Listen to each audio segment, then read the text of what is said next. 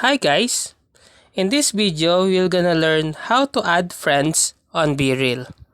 So to do that, first you need to tap BeReal application and then log in to your account. Here we see now the homepage of BeReal. I have no friends for this time. So to add a friend, tap add friends.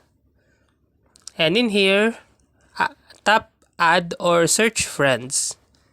And then search a friend.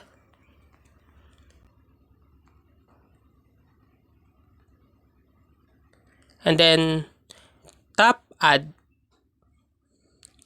Wait till he or she confirm your request. And that's it. That's how to add friends on BeReal. If you like this video, please click the subscribe button and click the bell icon to notify you to our next tutorial.